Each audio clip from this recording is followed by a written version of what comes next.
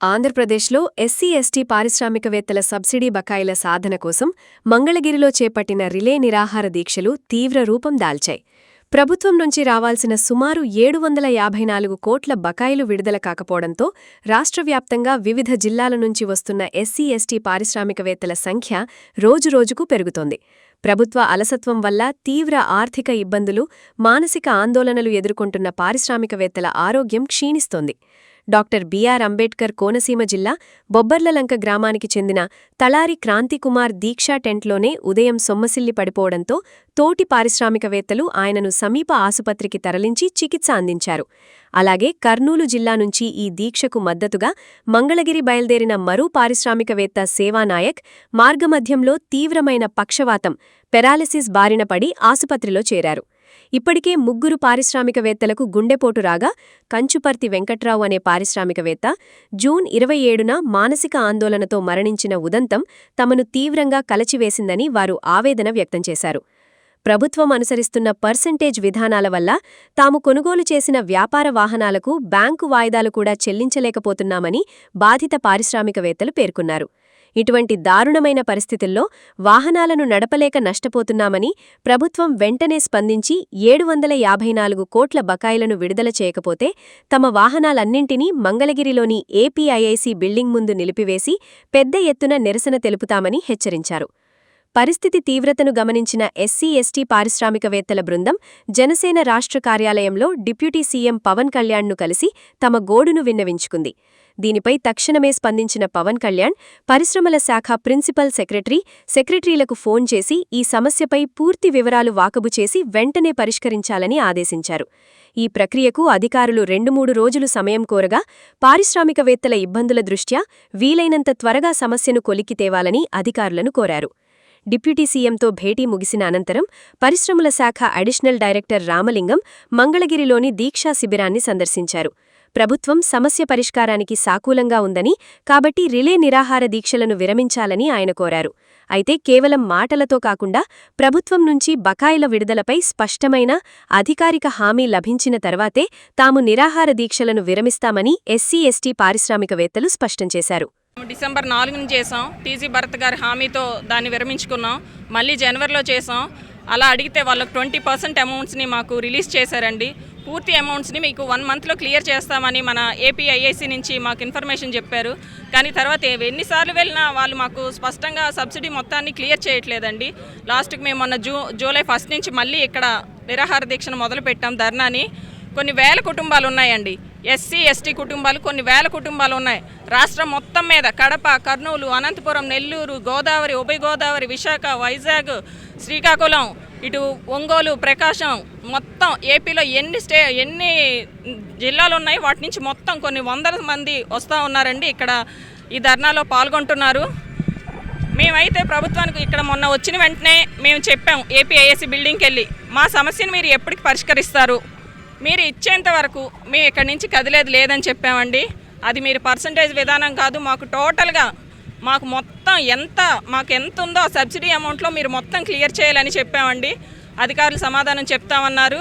దాని నిమిత్తం నిన్న మాకు మన డిప్యూటీ సీఎం గారు పవన్ కళ్యాణ్ గారిని కలవడం జరిగింది. ఆయన మాకు కొంచెం సానుకూలంగా స్పందించారు. మీ సమస్యను మీరు పరిష్కరిస్తామని చెప్పారండి. ఆయన సహకారంతో మాకంతా పాజిటివ్ రావాలని, మీడియా ప్రతినిధులు మీ సహకారం మాకు అందించాలని కోరుకుంటున్నామండి. మరొక మాట్లాడినప్పుడు మా బాధని, ఆవేదనని, ఏదైనా కోపంగా ఏవైనా మాటలు అనుకోవడానికి మాటలు ఏమైనా అన్నుంటే మీరు దాన్ని క్షమించాలండి. ఇదంతా మా బాధ, మా ఆవేదన.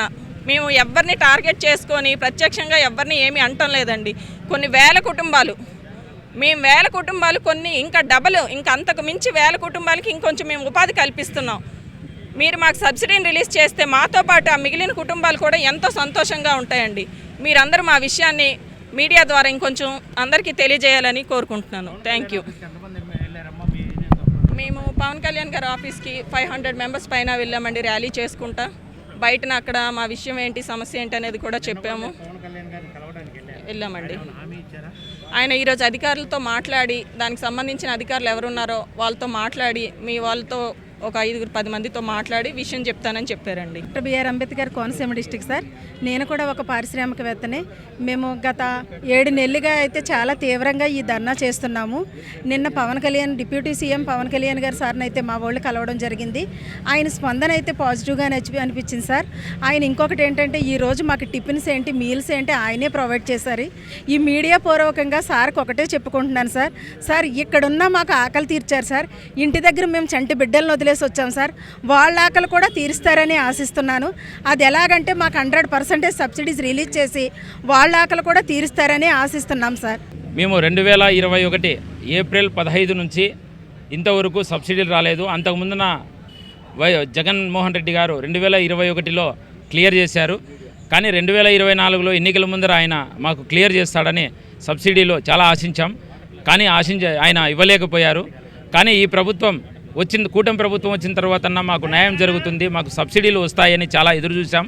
ఈరోజు విదేశాల్లో ఉన్నటువంటి పారిశ్రామికవేత్తలను ఈ ప్రభుత్వం కలుస్తున్నది. ఇంటింటికి ఒక పారిశ్రామికవేత్తను అంటున్నది. మరి అటువంటప్పుడు విదేశాల పారిశ్రామికవేత్తలు ఇస్తున్న ప్రిఫరెన్స్ మాకెందుకు ఇవ్వడం లేదు? మేము కూడా ఉపాధి కల్పిస్తున్నాం. ఇప్పుడు దగ్గర 8,500 మంది ఇక్కడ పారిశ్రామికవేత్తలు ఉన్నారు. వీళ్ళందరూ కూడా రవాణా రంగంలో టిప్పర్లు, ట్రాక్టర్లు, బస్సులు, లారీలు వివిధ రకాలుగా అందరూ పెట్టుకున్న వాళ్ళే. ఒక్క లారీ బయటకు వస్తే జీఎస్టీ వివిధ రకాల పన్నులు కడుతున్నాం. ఒకసారి ఫుల్ ట్యాంక్ డీజిల్ చేస్తే 350 లీటర్లు డీజిల్ ఫుల్ చేస్తే అక్కడి నుంచి ట్యాక్స్ వస్తున్నది. పరోక్షంగా ప్రత్యక్షంగా వేల మందికి మేము కూడా ఉపాధి కల్పిస్తున్నాం. కానీ మా సబ్సిడీలలో మీరు ఎందుకు ప్రభుత్వం వెనక అడుగేస్తున్నదో మాకు అర్థం కాలేదు. ఎస్సీ ఎస్టీ సప్లాన్ నిధులు ఎక్కడ పోతున్నాయో తెలియదు. కేంద్రం నుంచి వస్తున్న ఎస్సీ ఎస్టీ సప్లాన్ నిధులు కూడా మాకు ఎందుకు ఇవ్వడం లేదో మాకు చాలా బాధాకరంగా ఉంది. మేము ఈరోజు రోడ్డున పడ్డాం. మా వాళ్ళందరూ కూడా ఆత్మహత్యలు చేసుకునే పరిస్థితికి వచ్చారు. 5 సంవత్సరాలైనా కూడా 2021 నుంచి 26 అవుతున్నది. 5 సంవత్సరాలు అవుతున్న సబ్సిడీలు ఎందుకు ఇవ్వడం లేదు? మా జీవోలో ఉన్నది 20%, 40% అనేది మా జీవోలోనే లేదు. కానీ ఈరోజు ప్రభుత్వం కేవలం 20% ఇచ్చి మమ్మల్ని మభ్యపెట్టాలని ప్రయత్నం చేస్తున్నది. ఇది మంచి పద్ధతి కాదు. ఖచ్చితంగా 100% సబ్సిడీలు కనీసం ఈ కొద్ది 10 రోజుల్లోనే ఈ సబ్సిడీలు 100% సబ్సిడీలు విడుదల చేయాలని, అదేవిధంగా పవన్ కళ్యాణ్ గారు నిజంగా మాకు ఈరోజు ముందుకొచ్చి మీ సమస్యను పరిష్కరిస్తానని ఆయన హామీ ఇవ్వడం జరిగింది. గతంలో కొండపల్లి శ్రీనివాసరావు గారు, టీజీ భరత్ గారు చెప్పారు కానీ దాన్ని పరిష్కారం చేయలేదు. మరి నిన్నటి రోజు ఉప ముఖ్యమంత్రి గారు మాకు హామీ ఇచ్చారు. ఆయన నెరవేరుస్తారు మా హామీని అని చెప్పి చాలా దృఢ సంకల్పంగా ఆయన మీద నమ్మకంతోనే ఉన్నాము. నిజంగా ఈ దిగిన మాకు ఆయన సాధించి పెడితే జీవితాంతము ఈ 8,005 కుటుంబాలు ఆయనకు రుణపడి ఉంటాయి. ఆయనకు పాదాభివందనాలు చేసుకుంటే ఈ సమస్య పరిష్కరించాలని ఈ సందర్భంగా తెలియజేసుకుంటున్నాను. నాది ఈస్ట్ గోదావరి జిల్లా, ఈస్ట్ గోదావరి నిడదవోలు మండలం. నాది విద్యాశ్రం. సుమారు నేను 4 వెహికల్స్ ఈ ఎంఎస్ఎంఈ ద్వారా తీసుకోవడం జరిగింది. అంటే సుమారు నాకు 75 లక్షల పారిశ్రామికవేత్తం ఈ ఎంఎస్ఎంఈ ద్వారా సబ్సిడీ రిలీజ్ అవ్వాలి. నాకు 20% మాత్రమే సబ్సిడీ రిలీజ్ చేశారు.